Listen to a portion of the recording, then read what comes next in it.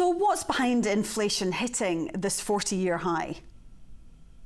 There's one easy answer, and that is energy prices. So the worldwide surge in energy prices is accounting for about 3/4 of the inflation that we saw reported this morning, which covers April, the year to April, and it found that prices are 9% higher than they were last year. And this is mainly because the worldwide spike in energy prices was brought about by a lot of usage, a lot of demand for energy during lockdowns, and that pushed up the prices as the stores went down. And that's been exacerbated by the war in Ukraine. Ukraine and Russia are big exporters of commodities. Russia is one of the biggest exporters of gas to Europe and one of the world's biggest exporters of crude oil. So the disruption caused by the war has effectively pushed up prices even further. I mean, we saw a 54% rise in energy prices across the UK in April. We're set to see another rise in October. And so this is really the main driver, and it's seeping into other areas of the economy as well. Food prices were up almost 7%. Fuel prices have been up as well, but that's just a sign of how important energy is. You know, it's used in shipping, it's used in processing, and eventually it's going to feed through into wider price rises. And that's what we're seeing evidence of in the latest statistics. So how much pain is this going to cause households? Because times are already very tough for many people. Of course, there's going to be a lot of hardship, and that is primarily going to be focused on the lower income households who spend a great proportion of their budgets on energy, on essentials like food. And so because this accounts for a bigger proportion of their budgets, the proportional increase in energy will be felt more sharply. So lower income households will suffer the most, but even the wealthier households that often use cars to travel around will be so noticing the increase in petrol prices. So it is across the board. It will cause a lot of hardship across the economy, but primarily targeted at the lower households that will often face this toss up between essentials such as heating or eating. And how much worse could inflation get?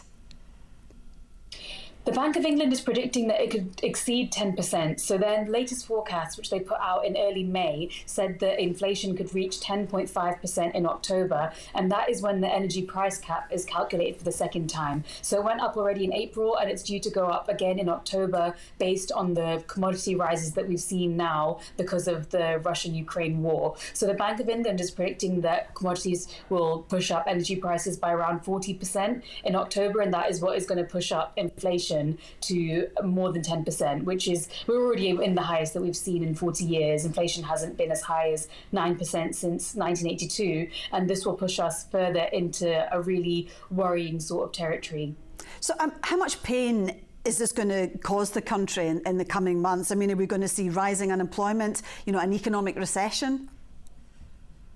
The issue here is it's not just the inflation, it's the fact that wages are not keeping up with inflation. So we got a new labour force data yesterday, which showed that wages without bonuses are rising by just over 4%. Now, if we look at inflation, which is around double that at the moment, we're clearly going to see the cuts that households are going to face to their take-home pay, which is the value of their earnings after adjusting for the impact of inflation. Now, the impact of this is going to be that people have less money to spend, and that is going to cut down on economic growth, which is eventually going to feed through into more unemployment because there'll be less demand for workers to produce the output because there isn't demand for that output. So what we're looking at is unemployment going up. It's currently at historic low, well, close to historic lows. It's at 3.7%, but it looks like it might go up. It might turn towards the end of the year. The Bank of England has also warned that we could tip into a recession, which is when the economy contracts, it produces less than in the previous quarter,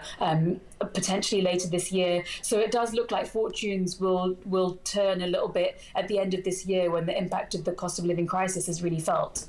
So what's the reaction from the Treasury on this? I mean, they're resisting calls for an emergency budget so far.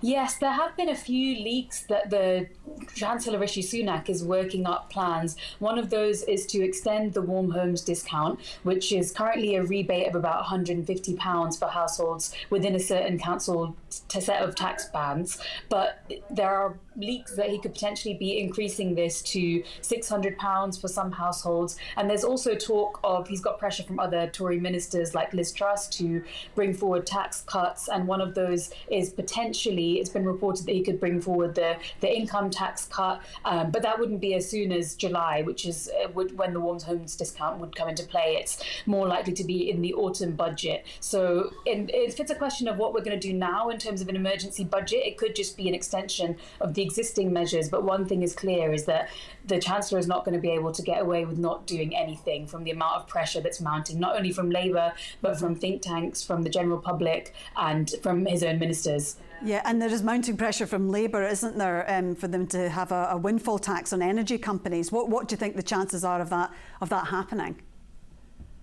I think it's unlikely. It's not only just Labour, it's think tanks as well. The Institute for Fiscal Studies has said previously that while windfall taxes are often not a great idea because they're quite clunky and hard to write in policy, there is a strong case for one in this situation just because of the level of profits that oil and gas companies have seen. Look, we're looking at kind of decade highs in profits. And the Tories have tried to kind of say that this is something that they're not interested in doing, mainly because they're not keen on being seen as a higher tax economy, despite rises in national insurance and the tax burden going up. But they're concerned that, well, the line is that they're concerned that investment, this would be risky for investment. It could put off potential investors if companies have to face higher taxes for their profits. And so that's why they don't want to play into that one. OK, we'll have to leave it there. But thank you very much indeed for joining us in Scotland Tonight.